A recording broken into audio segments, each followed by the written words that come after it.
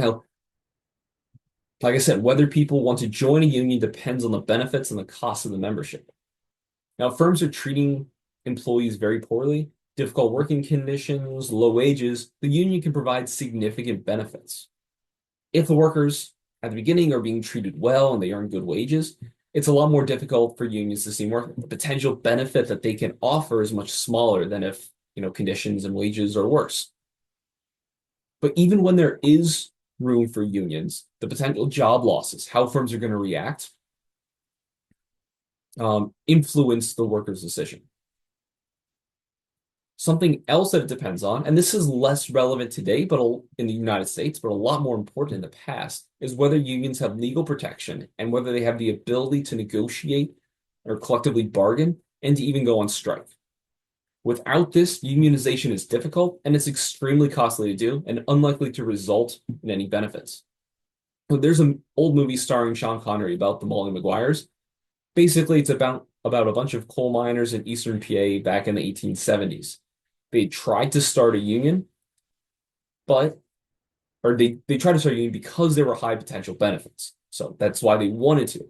But they lacked this second part, that legal recognition of collective bargaining, and the union foundered, it fell apart, it wasn't able to bargain. And that's kind of the setup for this movie. So while this isn't really an issue today, it was a consideration in the past. Now, let's briefly consider why is union membership declined. So we could see that if firms are likely to lay off a bunch of workers, workers will be less likely to join a union. But that doesn't fully explain what's going on here. What's important to know is that the structure of the labor market has been changing since the 1960s. There's a lot less blue-collar workers. Manufacturing is a lot less important. I say not in terms of output, but in terms of the number of workers being hired. This is a really important cause of the decline in union membership. So it's not so much that some sort of change in this right here for the individual workers' decision making. It's that there are fewer workers in those professions where in the past it made sense or is beneficial.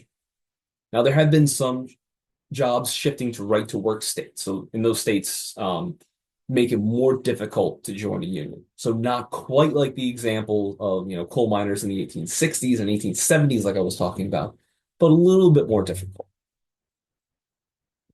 Something I think is really important is the post-World War II manufacturing boom. That was, I think, that was a huge driver. We had very little international competition for manufactured goods, and that really protected the manufacturing industry for a few decades.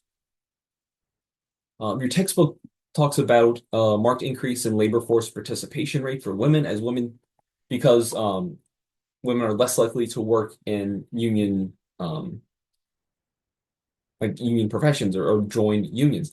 But honestly, the difference isn't that considerable. It's like I think 11% of men and 10% of women. So I don't know if that's a huge, huge driver. And there have been some issues. Workers' demand for union jobs have declined, but I think most of that is due to the structure of the labor market and the reduction in manufacturing employment. And firms have become more resistant to unions. There was a lot of high-profile union corruption in like the 70s and the 80s, and some of that has tainted labor unions with kind of a negative view among firms and the general public.